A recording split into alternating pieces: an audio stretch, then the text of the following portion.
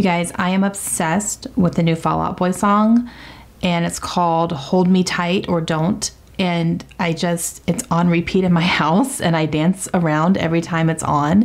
Even if I'm sitting in a chair, I'm like dancing. I can't stop it. Anyone surprised I'm obsessed with the Fall Out Boy song? I'm not.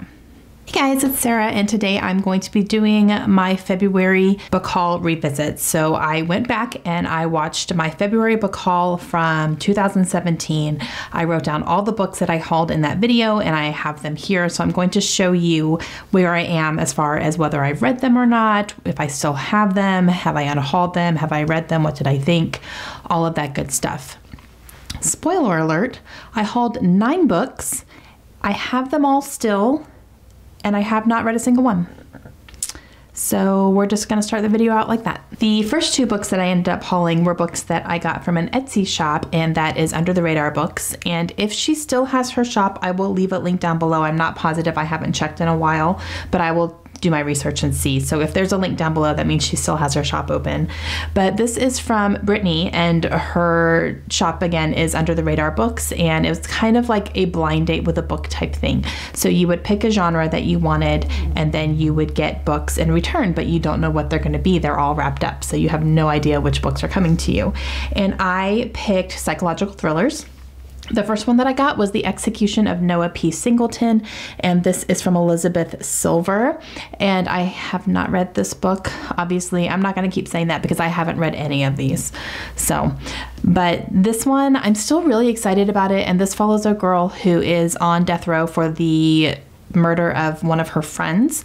She's on death row, I think, for like 10 years.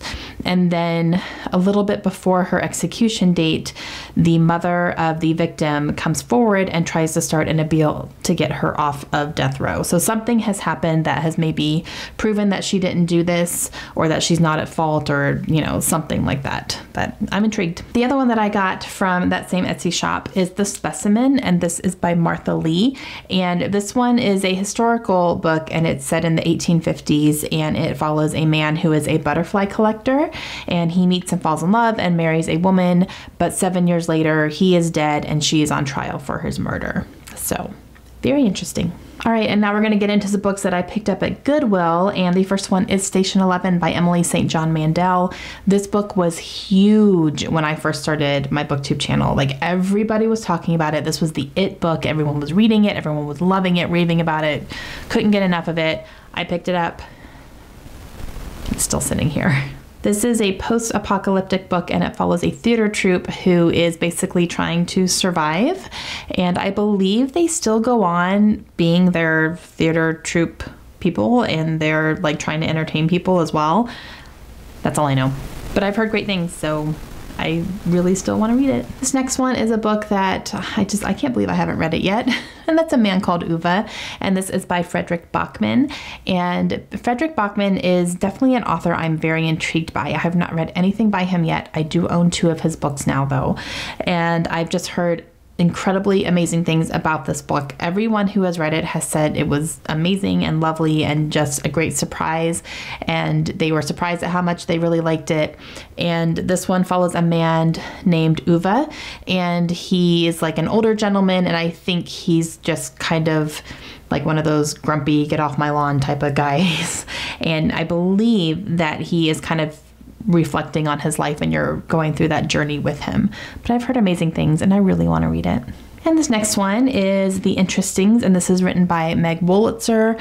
Meg Wolitzer is an author that I'm very intrigued by. I've heard very good things about her books, and I picked this up because, number one, this cover is fantastic. It really caught my eye, and I had heard about this on someone else's channel as well. And I believe this follows a set of friends, and they're kind of going through college, and you see them, you know, going through that and graduating and moving on and getting jobs and starting families and all that. And I think it's just kind of like the dynamics between them and the differences between them. And that's all I know. But it's pretty long, so something juicy's got to happen, right? This next one is one that I had not heard of before I picked it up, and that is The Usual Rules by Joyce Maynard. And this one I'm not sure about. I still have it. I have considered unhauling it though. I'm not sure if I want to read this one or not anymore, but this one follows a young girl, and I believe she loses her one of her parents in the 9/11 terrorist attacks. And because of that, she ends up going and living with a family member who she doesn't really know all that well. I'm not sure about this one. Quite honestly, I might just do some more research and see what Goodreads says and see what some of the reviews are of it, and just kind of see. I was interested enough in it to pick it up from Goodwill. But yeah, we're going to see about this one. The last three that I have here are all from Book Outlet. The first one is A Torch Against the Night by Saba Tahir. This is book number 2 in the Ember and the Ashes series. Have I read Ember and the Ashes yet? Nope. But it's on my birthday reading list, so I will read it sometime this year. But when I do read that, I have the second one ready to go. And this one is a book that is pretty much being very compared to like ancient Roman times, kind of that time period. It has kind of that feel. And yeah, I don't know. I'm interested in it. Obviously, I have the first 2 books, but we're going to have to see how it goes. Another Book Outlet purchase was The Dark Half by Stephen King, and this is when I started collecting these very simple graphic editions of his books.